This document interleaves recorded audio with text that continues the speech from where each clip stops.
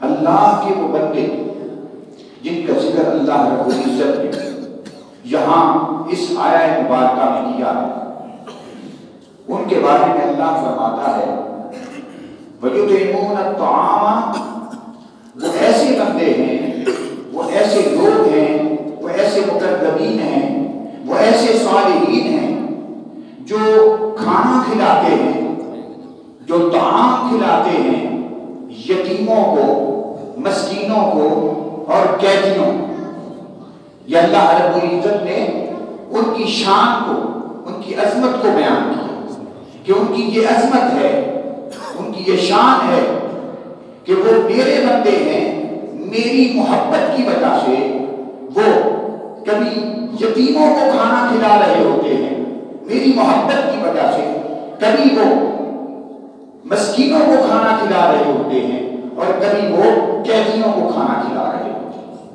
آگے اللہ رب العزت جل وجلہ الکریم اسی آیہ کریمہ کے حصے میں ارشاد فرمایا، اعوذ باللہ من الشیطان الرجیم، انما نطعمکم لوجہ اللہ لا نرید منکم جزاء ولا شکورا۔ اگر کوئی ان سے کھانا کھا جائے، کوئی یتیم کھانا کھا گیا، کوئی ان سے مسکین کھانا کھا گیا، کوئی ان سے قیدی کھانا کھا گیا اور انہوں نے شکریہ ادا کرنے کی کوشش کی کہ اہل بیت کے گھرانے والوں، اے سید، اے اعلیٰ گھرانے والوں، اے سردار گھرانے والوں، اے اہل بیت کے گھر والوں، آپ کے کھانا کھلانے کا شکریہ، تو اللہ رب العزت ان کی گواہی دے رہا ہے کہ وہ کبھی بھی یہ دل میں تمنا نہیں رکھتے کہ جس کو ہم نے کھانا کھلایا ہے وہ ہمارا شکریہ ادا کرے۔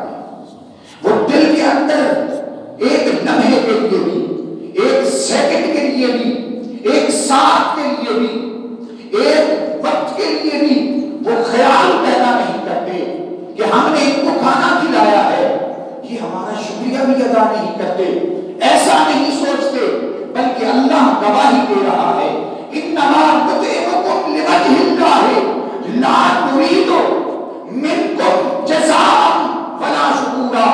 نہ ان سے جزا مانگتے ہیں کہ اس کا کوئی ہمیں بدلہ دو، نہ ان سے کوئی بدلہ مانگتے ہیں، نہ ان سے کوئی مزدوری مانگتے ہیں، نہ ان سے کسی قسم کی تمنا آرزو کرتے ہیں۔ لا نرید منکم جزاء ولا شکورا، اور نہ ہی دل میں یہ تمنا رکھتے ہیں کہ وہ ہمارا شکریہ ادا کرتے ہیں۔ یہ گواہی کون دے رہا ہے اس خالصیت کی، اس عبادت کی، اس اللہ کی رضا کی کون گواہی دے رہا ہے؟ وہ خالق کائنات، وہ مالک کائنات قرآن مجید کے اندر ان کے اس عمل کی خالصیت کو بیان کر رہا ہے۔ اللہ رب العزت جل وجہہ الکریم نے کتنا بڑا مقام عطا کیا حضرت علی المرتضیٰ شیر خدا کو، کتنی بڑی شان عطا کی حضرت سیدہ فاطمہ الزہرا، کتنا بڑا مقام عطا کیا حضرت امام حسین کو، حضرت امام حسن کو رضی اللہ تعالی عنہما اجمعین۔ تمام کائنات کے اندر اور تمام دنیا کے اندر یہ بتا دیا اللہ پاک نے کہ اگر کوئی میری رضا کے لیے کام کرتا ہے تو میں اس کی شان اور عظمت کو قرآن مجید میں بیان کرتا ہوں، اور پھر وہ ایک ایک لفظ جو اللہ نے ان کی شان میں اتارا اس پر آپ کو 10 نیکیاں ملتی ہیں۔ ذکر ان کا کر رہے ہیں، نیکیاں آپ کو مل رہی ہیں، تذکرہ ان کا کر رہے ہیں، نیکیاں آپ کو مل رہی ہیں۔ اللہ رب العزت نے ان کے تذکرے کو بھی ایسی شان عطا کی کہ قیامت تک آنے والی امت جب ان کا تذکرہ قرآن مجید میں پڑھے گی تو اس امت کی نیکیاں بھی بڑھتی رہیں گی، ان کی نیکیوں میں بھی اضافہ ہوتا رہے گا۔ حضرت سیدہ عائشہ صدیقہ رضی اللہ تعالی عنہا گھر میں تشریف فرما ہے، اور حضرت ابو بکر صدیق رضی اللہ تعالی عنہ بھی گھر میں تشریف فرما ہے۔ حضرت عائشہ صدیقہ رضی اللہ تعالی عنہ ایک حدیث کو بیان فرماتی ہیں، اور یہ حدیث آپ نے شاید پہلے کبھی نہ سنی ہو، اتنی پیاری حدیث ہے، اتنی اعلیٰ حدیث ہے۔ اعوذ باللہ من الشیطان الرجیم، بسم اللہ الرحمن الرحیم۔ حضرت عائشہ صدیقہ رضی اللہ تعالی عنہ فرماتی ہیں اپنے ابا جان سے، یا ابتی انی ارا یکسر النظر الی وجہ علی۔ آپ فرماتی ہیں ابا جان میں اکثر دیکھتی ہوں کہ جب بھی آپ حضرت علی شیر خدا کے ساتھ بیٹھتے ہیں، ان کی مجلس میں بیٹھتے ہیں، ان کے پاس بیٹھتے ہیں، تو آپ ان کے چہرے پر نظریں جما کے رکھتے ہیں، آپ ان کے چہرے پر نظریں ٹکا کے رکھتے ہیں، نظر آپ کی ان کے چہرے سے جدا نہیں ہوتی۔ اس انداز سے آپ ان کے چہرے کو باقاعدگی سے دیکھتے رہتے ہیں، لگاتار دیکھتے رہتے ہیں، نظروں کو جما کے رکھتے ہیں، نظروں کو ٹکا کے رکھتے ہیں، نظر ادھر ادھر نہیں ہوتی۔ آپ اس انداز سے کیوں دیکھتے ہیں حضرت علی المرتضیٰ شیر خدا کے چہرے کو؟ یہ حضرت عائشہ صدیقہ رضی اللہ تعالی عنہ نے بیان فرمایا۔ اس پر حضرت ابو بکر صدیق رضی اللہ تعالی عنہ آپ نے فرمایا، تاجدار کائنات صلی اللہ تعالی علیہ وآلہ وسلم کا ارشاد پاک ہے جو حضرت ابو بکر صدیق رضی اللہ تعالی عنہ آپ بیان فرما رہے ہیں، اور حضرت عائشہ صدیقہ رضی اللہ تعالی عنہا اس کا جواب دے رہے ہیں۔ فرمایا میں حضرت علی المرتضیٰ شیر خدا کے چہرے کو اس لیے دیکھتا رہتا ہوں، اس لیے نظریں جما کے رکھتا ہوں کہ تاجدار کائنات نے ایک دن فرمایا تھا النظر الی علی عبادت، علی کے چہرے کو دیکھنا بھی عبادت ہے۔ میں ان کے چہرے کو دیکھتا ہوں، مجھے عبادت کا ثواب ملتا۔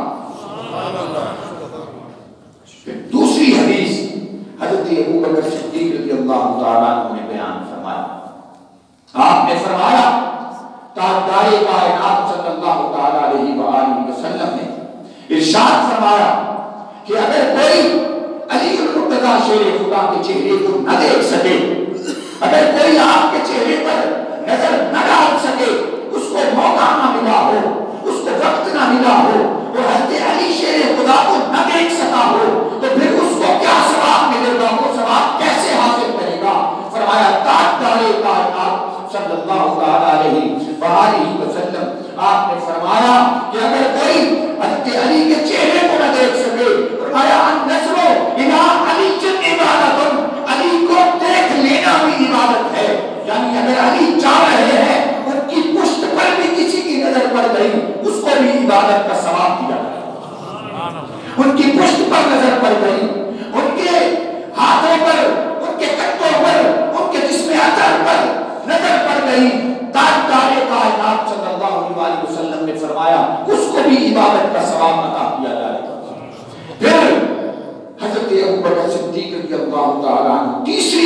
کو بیان فرماتے ہیں.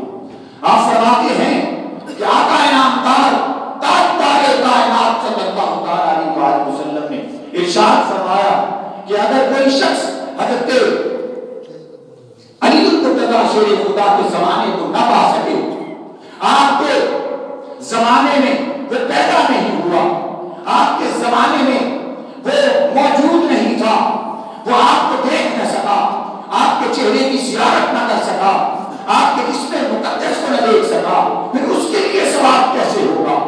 پھر وہ عبادت کا ثواب کیسے پائے گا؟ تو تاجدار کائنات صلی اللہ تعالی علیہ وسلم نے فرمایا ذکر علی عبادت، جو علی کا ذکر بھی کر لے گا اسے بھی عبادت کا ثواب عطا ہوگا. یعنی ہم آج مل کر حضرت علی شیر خدا کا ذکر کر رہے ہیں، ہم ان کو یاد کر رہے ہیں، ہم ان کا تذکرہ کر رہے ہیں، تو ہمیں بھی اللہ تعالیٰ عبادت کا ثواب عطا کرے. یعنی حضرت علی شیر خدا کی شان دیکھیں، آپ کی عظمت دیکھیں، آپ کا مقام دیکھیں. اللہ رب العزت جل وجلہ الکریم نے کتنا بڑا اونچا مقام عطا کیا. حضرت علی المرتضیٰ شیر خدا کے بارے میں تاجدار کائنات صلی اللہ تعالی علیہ وسلم نے ایک اور حدیث کو بیان کیا. فرمایا اے میرے پیارے علی، تیری شان، تیری عظمت اور تیرے مقام کو دیکھ کر میں یہ بیان کر رہا ہوں کہ تیری مثال حضرت عیسیٰ علیہ السلام کی مثال سے ملتی ہے. تیری مثال حضرت عیسیٰ علیہ السلام کی مثال سے ملتی ہے. جس طرح دو گروہ کے لوگوں نے حضرت عیسیٰ علیہ السلام کے ساتھ اپنے تعلقات کی وجہ سے اور اپنے محبت کی حدود کو کراس کر جانے کی وجہ سے، یعنی حد سے بڑھ جانے کی وجہ سے تباہی اور بربادی کو حاصل کیا، اسی طرح آپ کے ساتھ بھی دو گروہوں نے تعلقات میں حد سے بڑھ جانے کی وجہ سے بربادی کو حاصل کیا.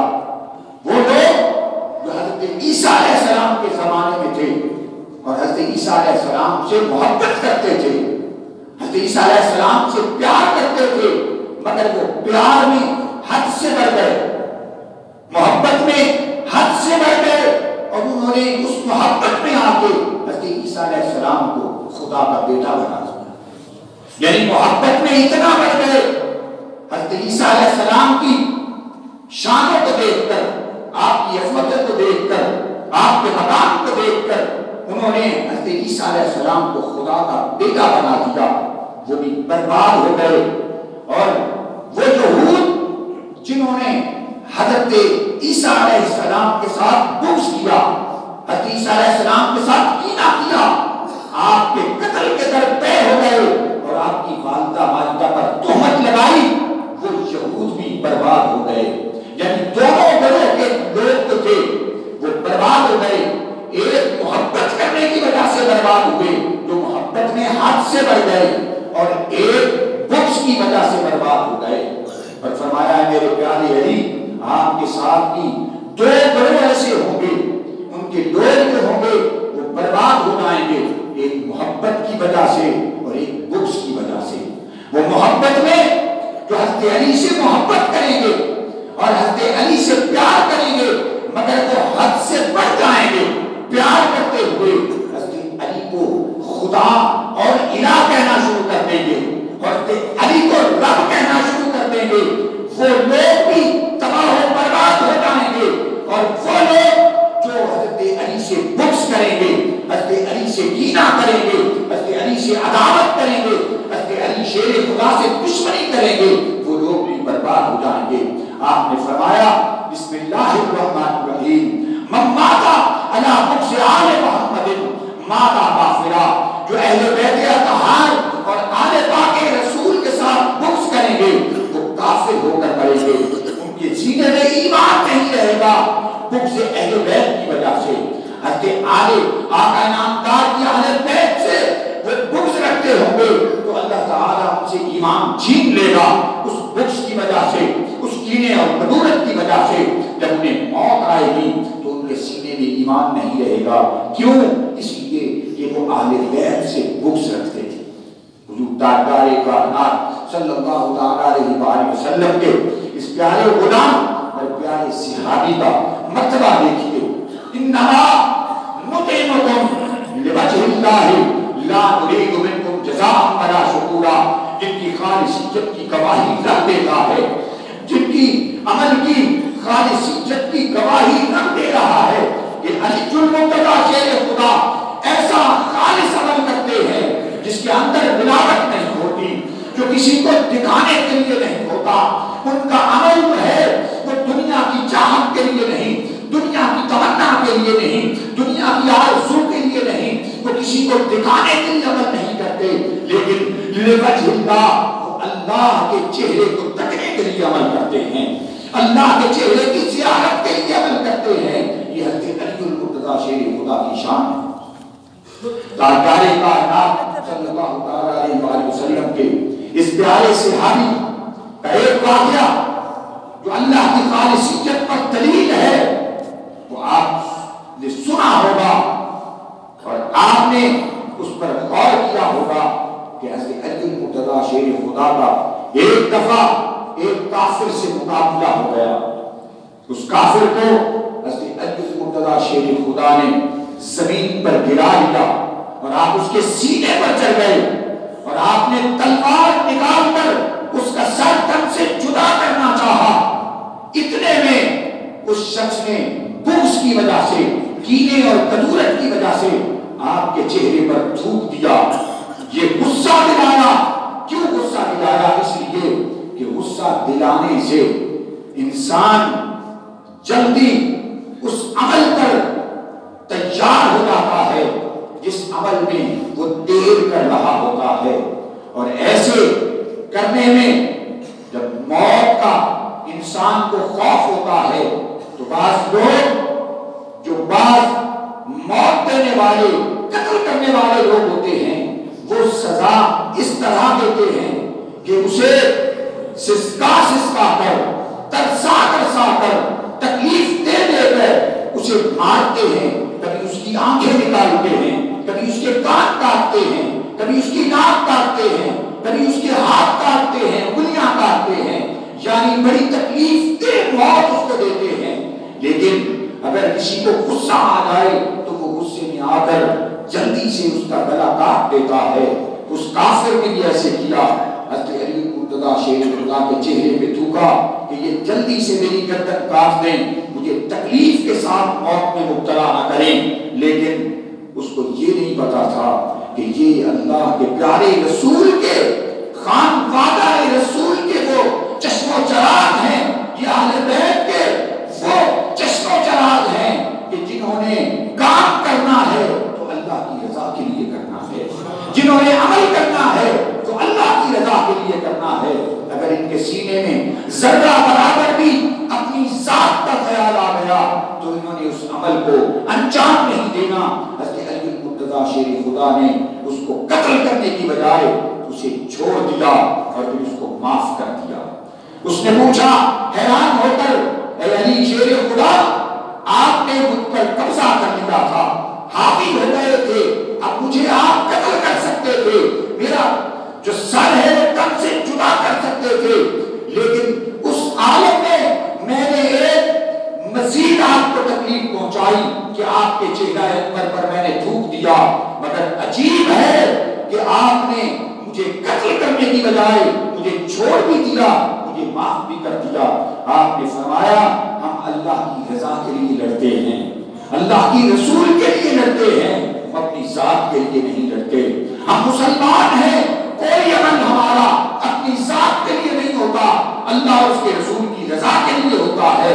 جب تو نے تھوکا مجھے غصہ آیا، میری ذات آ گئی درمیان میں، میری اپنی ذات کا خیال آ گیا درمیان میں کہ تو نے میرے چہرے پر کیوں تھوکا ہے۔